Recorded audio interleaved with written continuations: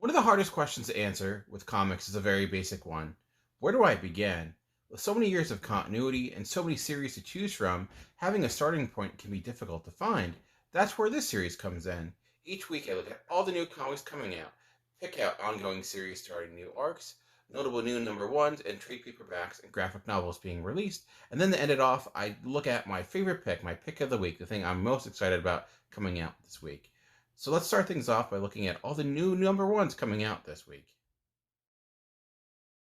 The biggest new series coming out this week sees two gigantic franchises coming together with Batman Fortnite Zero Point number one, which is quite the title. Yes, Batman and Fortnite are teaming up for a comic book, and this premise of this sees Batman finding himself in the world of Fortnite and having to survive.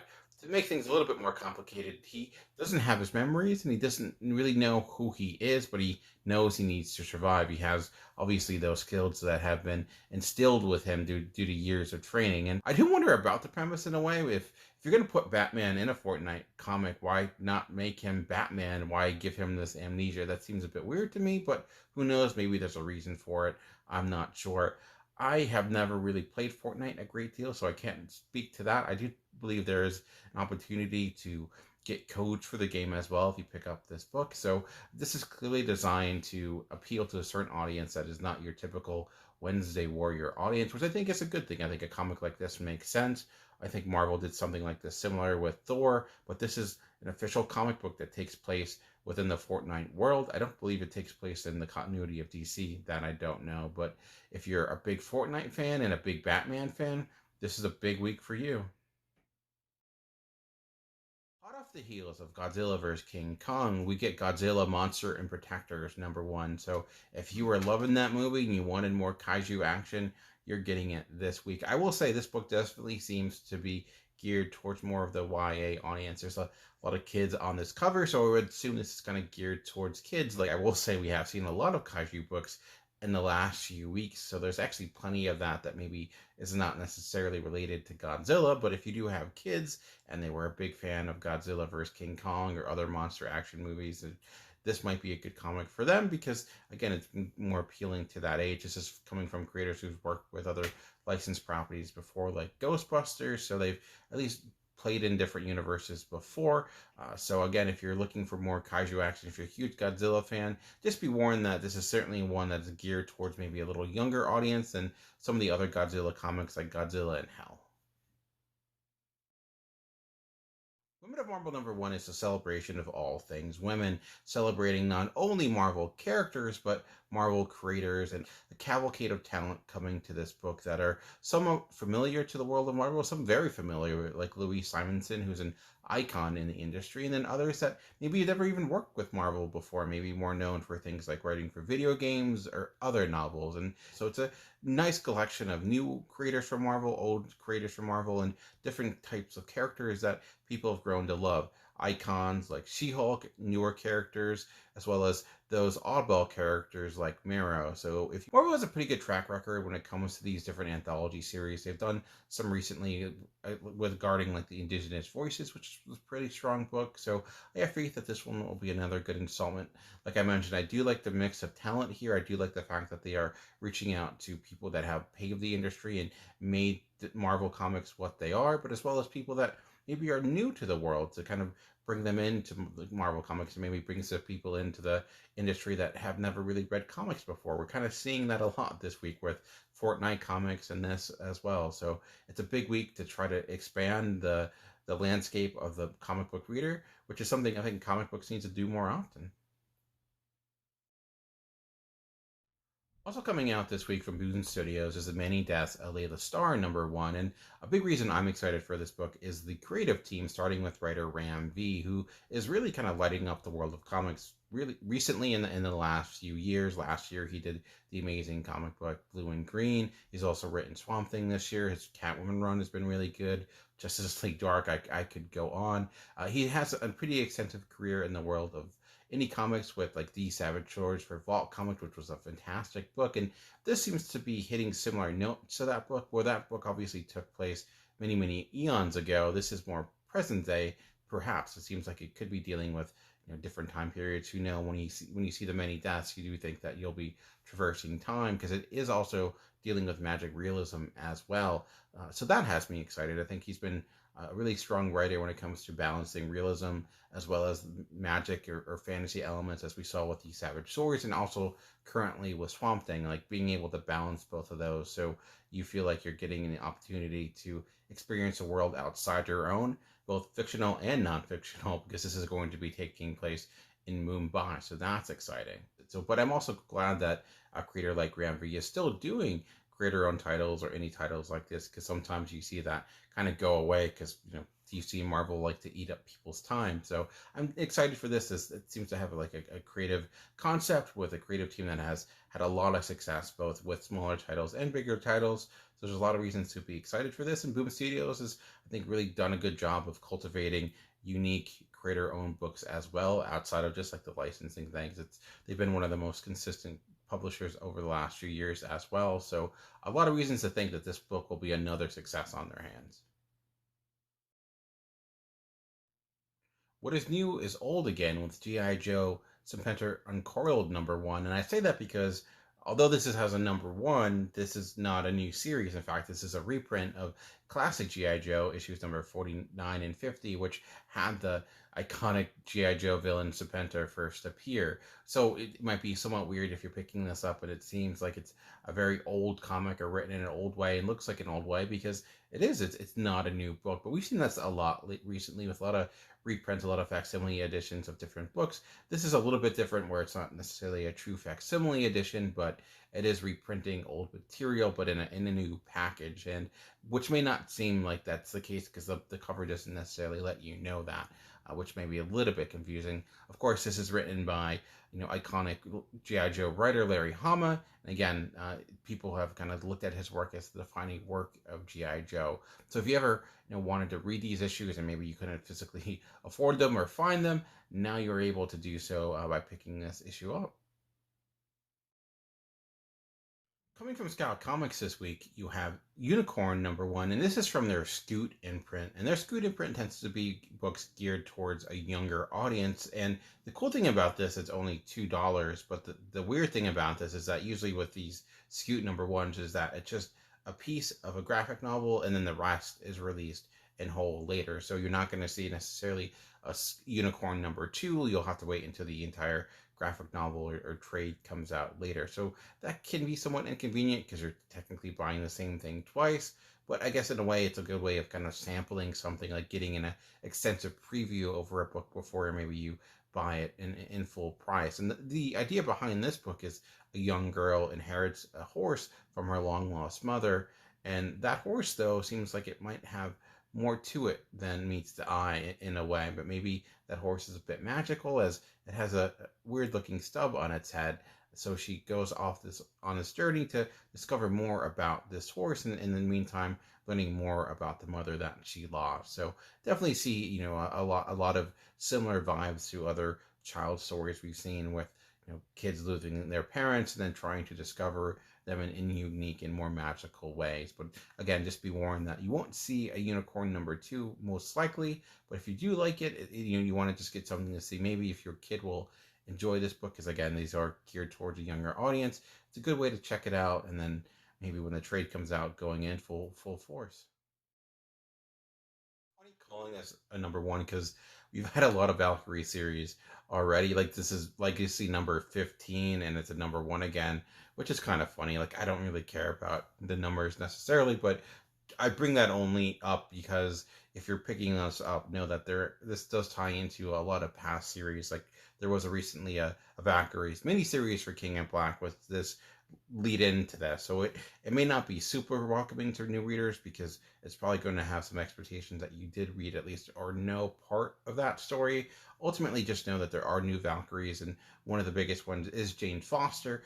She got that power or that responsibility shortly after losing her Thor power, and she became a Valkyrie. I've enjoyed these. This is written by Jason Aaron, but he is only a co-writer on this. I did not read the King in Black miniseries. I did read the original Jane Foster Valkyrie series, but I eventually just kind of dropped out of it. It was just one of those things.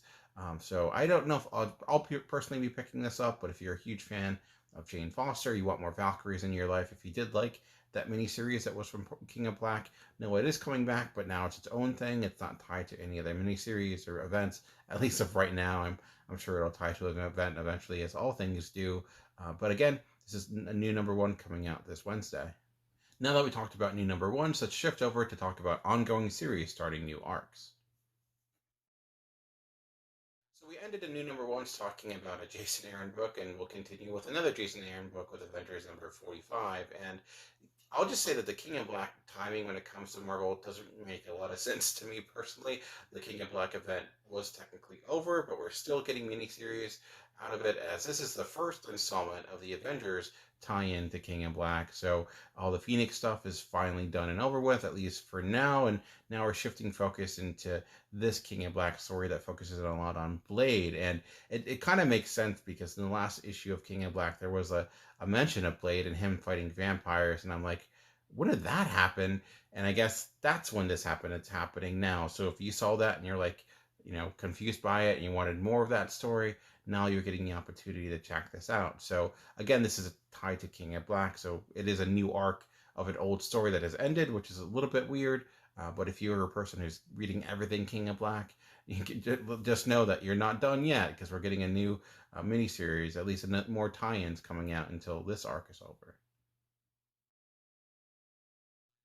So we have one Marvel title beginning its King in Black tie-ins, and we have this Marvel title, which is now finally ending its King in Black tie-ins with Sword number 5. And yeah, Sword had a number of tie-ins to King in Black, but now that's it's over. It's back to just being Sword again. And this arc, or this issue, is focusing on murder. Yes, murder with a capital M. There's suspicion of murder on Earth, but actual murder happening in space with Sword and dealing with the ramifications of that. There's a lot of mystery here, apparently tied to Fabian Cortez, who is a mutant that we have actually not seen a lot about recently. So that has me excited towards a book that I was into, but then it kind of got into King of Black, so I was out of. So I'm potentially excited to get back into it, as now it's becoming its own thing and hopefully not tied to other events moving forward. So if you are a person who dropped off of this because you weren't reading King of Black stuff, know that it's back, and it's back to focus on more of the X-Men classic lore that we've been seeing over the last few years. I'm becoming more and more grateful for comics like Haha, because each issue is its own story, so it means each issue is the start of a new arc, so I can always include it, which is certainly helpful because sometimes it's hard to find ongoing series starting new arcs. But nevertheless, let's look at this comic. And the premise about this is about how one time a famous clown said everything floats, and I guess in this issue everything does float. Yes, this series has all been about clowns, or in last issue mimes, and weird stories regarding them. And I do bring it up every time that this isn't necessarily a horror story per se. They're just kind of meditations on sadness in a way, and melancholy. There tends to be a lot of tragedy with each issue. Last issue I thought was really solid. It was a silent issue because it did deal with the mime. It wasn't completely silent, but it was pretty close. And this one I don't know. I mean, again, the big idea of things are floating, so who knows? And W. Maxwell Prince is again writing this with a new artist this time again, and I am excited to see what he's able to do, because again, one thing about the issues like this is that you never know what you're going to get, because it's a new story each time, and so far this has been really consistently good each time out. I'm also very grateful for comics that say on the cover a great jumping on point, because that also lets me know that, oh, this is a book I should include in the countdown, because clearly this has to be the start of a new arc. And this is not only the start of a new arc, it's the return of the classic Spider Woman costume, which is always kind of funny. I always think it's interesting how much comic books make out of costume changes. It's always a big deal. Spider Man gets a new costume, Spider Woman's getting her old costume. Ultimately, how good is the book? I've not really been reading Spider Woman, so I can't necessarily say. Again, this is a good reason to bring it up now, because maybe I can now jump on board, because it's telling me it's a good jumping on point. So there's that with new villains, and this is all about Spider Woman kind of showing what she can do. And that's kind of exciting for sure, because I know the last 10 issues she's been going through a lot of hell. She's able to kind of get back to basics with this issue, which I'm always in favor of, those back to basic issues where they're just a simple story. Maybe she has just kind of villain she has to stop. Those can be kind of fun. Those old school, just one and done stories, or this things that, like, let's not talk about all the craziness, all the different multiple plot lines or plot threads. Something that is straightforward can be fun as well. A nice reprieve until you get into the more complex storytelling later down the road. Superman Red and Blue #2 is another installment of this anthology series where we have a number of short stories from different comic book creators all in one book, all one and done stories. And looking at the creative team for this issue, it does have me excited. From Jason Howard, you have Dan Puzazian, you have Robert Vendetti, Stephanie Phillips, Chuck Brown. Those are names that maybe are not huge in the comic book world in the sense of the biggest names in comics, but they're really consistent and really strong writers that have done a lot of good work across the landscape of comics. So that has me excited, especially Stephanie Phillips, who I feel like is really becoming one of DC's more consistent and strong writers with books like she did with Harley Quinn, and I loved her indie stuff like Butcher of Paris from last year as well. So seeing her writing Superman is really exciting. And I do like these anthology series, especially when you do have a gimmick like this where you have to limit yourself to certain colors. Although the first issue of this, didn't seem to really stick with that very well. Most of the stories had multiple colors outside of the red and blue landscape, but hey, as long as it was good. The first issue was really good. It was solid. I don't think it necessarily set the world on fire. There weren't a lot of amazing stories, but they were all good. I didn't read one bad one. So if that can stay consistent, I've personally loved the talent of telling short stories, and we can do it well. It can be something special. This is another one of those books where I'm never sure where exactly to put it. Should I put it with new number one? Should I put it with new arcs? I ended up going with new arcs because the Old Guard Tale Through Times #1 is technically a number one, but again, the Old Guard is a book that's been around for some time now, so it's more of a new arc than a new series per se. And the Old Guard, of course, got its recent Netflix movie, which I know there was a variety of different opinions on. I really enjoyed the Old Guard book a lot. It was really solid. Glad to see it come back. And again, this is a book about these immortals, but it's kind of immortals for a twist where they can technically die, but they don't necessarily know if they ever will. So they could live forever, but there could be the time when they're killed, and that is actually the time they die. So it adds actually an element of stakes to that immortal concept. And I do think that if you didn't love the movie, do know that I think the comic book was much better at executing the idea than the movie was. Again, I don't know necessarily if this is going to be super new reader friendly, considering you did have that past ongoing series, but it might be worth checking out. Or, like I said, if you did enjoy the film, going back and checking out the original series because it was really solid. The next comic starting a new arc is Usagi Yojimbo #19. It is kind of funny saying 19 when this is probably like issue 700 or so, because Usagi Yojimbo has been around for so long. I will say the thing with Usagi Yojimbo is that nearly every issue is really welcoming to new readers, even if you're getting into it in the middle of an arc. If you're a comic book creator or want to be a comic book creator, I highly advise reading Stan Sakai stuff, because he's a perfect person to study and understanding how to bring in readers, like how to be welcoming to new readers, so that if you're reading this for the first time or you're reading it for the 800th time, that you know this world well enough to understand the story in front of you without ever feeling repetitive or unable to kind of evolve the character as well. It's an impossible balance to make, especially like for this long, but he does it. He's one of the most consistent storytellers in comics over the last how many years, and I'm surprised he's still finding new ways to kind of tell these stories. It's amazing in a way. It's a feat that I don't think we really acknowledge nearly enough. I've only recently started getting into Usagi over the last few years. I actually got into it like right before he left Dark Horse. Now I'm kind of back on board. I've been loving the kind of the reprints of the old stuff, and I think I'm going to start picking up the new stuff again. Again, this is in color. Usagi Yojimbo has been in black and white and color when he came over to IDW. They shifted over to color, and it's looked really good since then. So it's just really classic storytelling, and I highly advise picking it up because it feels like each week, every time I read it, it ends up being one of my favorite comic books out there. And we have all these crazy series that are out there, and sometimes a more quiet and quaint book like this can be overlooked, and it really shouldn't be. It's been very good, and it deserves more attention. The last ongoing series starting a new arc is Captain Marvel with issue number 28, and this sees Captain Marvel dealing with the thing she hates the most, magic, and potentially becoming the Sorceress Supreme. Is that a thing? I'm not sure. The cover makes us think that is, and I actually did not know that she hated magic, or if this is a new thing, or if this is something Kelly Thompson, the writer, is just trying to put into her personality in a way. And this is the longest I've ever read a Captain Marvel book. I've always felt like Marvel was trying to get Carol Danvers to work in comics. They just can never find the quite balance. You know, they tried to make her a big thing in Civil War II many years ago. Maybe I shouldn't even bring up that on that event, but it ended up, I think, almost ruining the character.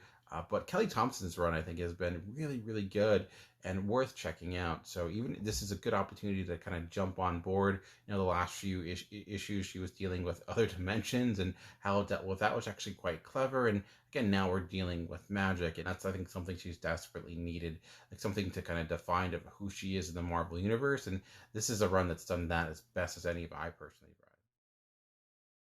Let's transition over to the world of graphic novels and trade paperbacks, and starting with an omnibus that is coming out over the 10th anniversary of Flashpoint, which, first of all, just makes me feel old at the fact that this has been around for 10 years now is quite insane. But this is one of the most iconic Flash stories over this last decade, and I know a lot of people love it, and now it's coming out in omnibus form. So if you're a big fan of it, still think it's actually one of the best DC animated cartoons over the last few years. So if you enjoyed that cartoon and you wanted to read the comic, now the omnibus is coming out. Do know that omnibuses are not cheap, but the benefit of it is the fact that you get the entire story all in one gigantic chunk. So if that is something you're interested in, you can now check it out this Wednesday. I talked about Kelly Thompson with her work on Captain Marvel, and now I get to talk about her work again with the first volume of her Black Widow series coming out this weekend.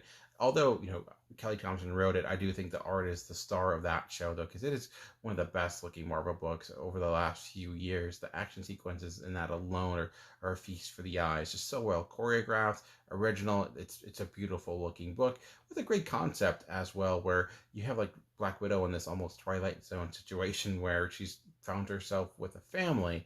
She's a husband, she's a housewife. Exactly did that happen? Was she brainwashed? It kind of gets into this mystery, and it was really effective. And fortunately, it ended recently. Well, it didn't end, but it's now on a break. But hopefully, the next issue comes out as well. And if you're excited for the Black Widow movie that's coming out, potentially, I hear that's coming out. It does feel like that just change date all the time. I'm sure by the end of this video, or maybe by the end of this sentence, it might change dates once again. But it does exist. At least we hear that. So if you're excited for that, you want more Black Widow stuff. One of the better Black Widow stories I think I've read in some time. Another omnibus coming out this week is the Roger Stern run on Amazing Spider-Man, and Roger Stern's run is one that I personally have not read nearly enough. You have like the iconic the kid who collects Spider-Man. You have the introduction of Hobgoblin, Monica Rambeau, who of course is now becoming a major character in the MCU, and now we're getting all of his work in one omnibus collection. So if you know that this is nearly 1,300 pages, and for that 1,300 pages, cover price is about $125. So this is not necessarily a book you would buy on a whim, but if you're a huge fan of this, I know there's a lot of people that are excited for this omnibus collection, know it's finally coming out with a new printing this upcoming Wednesday. I'm going to do something for this video that I don't do nearly enough, and let's talk about a manga with Lovesickness. And this is a book that lives up to its title. It deals with a younger man who returns to his hometown due to some tragedies that are occurring. Apparently, there are these women who are killing themselves after they meet with this mysterious stranger.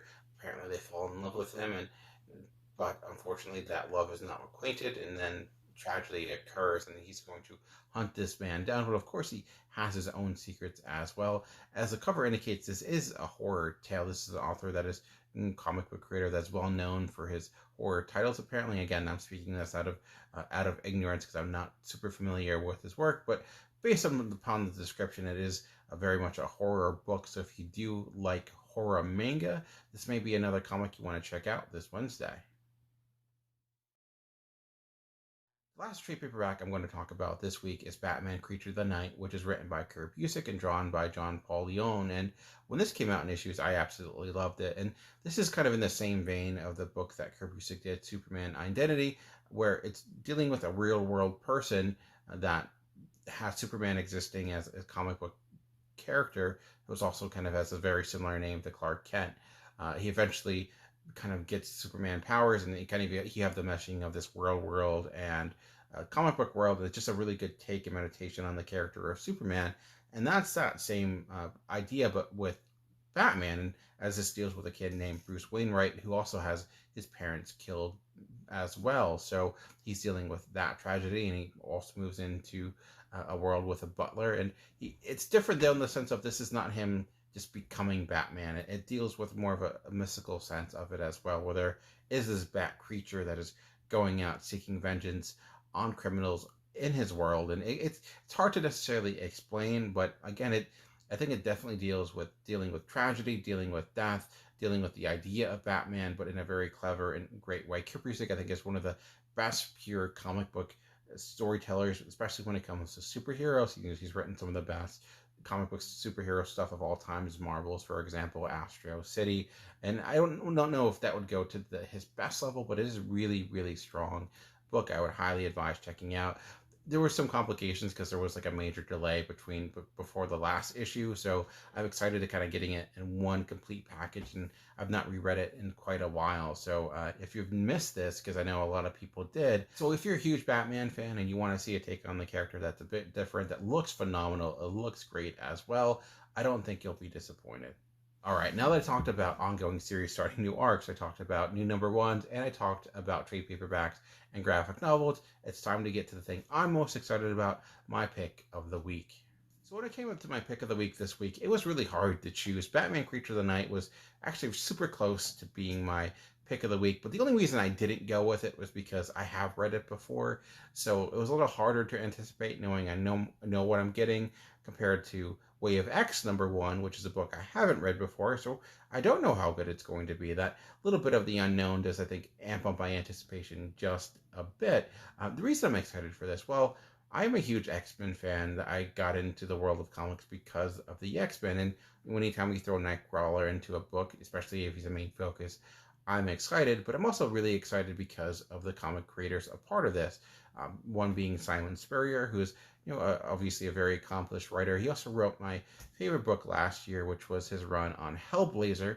And the person drawing this, Bob Q or Bob Quinn, who again may not be a huge name for a lot of people, but actually I've been really following his career since he really got into the world of comics not too long ago with the work he did on Lone Ranger with Mark Russell, which is a highly underrated series.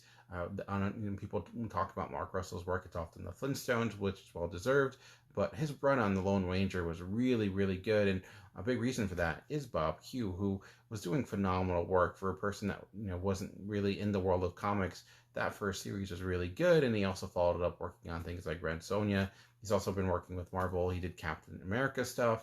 He also did stuff with the Champions. I do think, though, this is probably the biggest book that he has working on, because it is an X-Men book, and the X-Men lines have been really huge as of late. So that's why I'm really excited about that. Just seeing all the different things, all the little pieces come together. Hopefully we'll get a new, really strong X-Men book. There's been a lot of changes in the X-Men world as of late.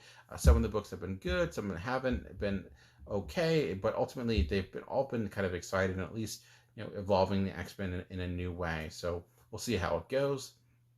I'll certainly let you know what my thoughts are. But yeah, that's what I'm most excited about. This is a little bit of a weirder week, I think. I think this is actually going to be a lighter week for me, which I am desperately in need of. So that has me somewhat excited. So we'll see how this week goes. What are you excited about that's coming out this week? Let me know in the comment sections below. Thanks for checking out the video as always. You can hopefully check these out every Monday at 9 a.m. You can also check out the podcast feed of this. I started to release everything on the Comic Concierge podcast feed as well, as actually the Comic Concierge first started a podcast many years ago. I kind of stopped doing it, but moved over to the world of writing, and now I'm back doing a YouTube show. But I figured, hey, I know some people preferred podcasts because maybe you want something you can download and listen to. And since most of my stuff is not necessarily 100% visual need, now you can listen to it if you want. Just look for the Comic Concierge podcast feed. You'll see it there, and all my videos uploaded there as well. So I just wanted to make people aware of that. You can follow me on Twitter and Facebook and all that stuff. Just search Comic Concierge. And you'll be able to find me. Just wanted to thank you for taking the time to check out this video. I know there's so much comic book content out there in the world of YouTube. Any of you I'm really appreciative of. So thank you, and hopefully you'll have a great new Wednesday this week. Just remember, comics are for everyone. The key is finding the right one. Until next time, keep reading.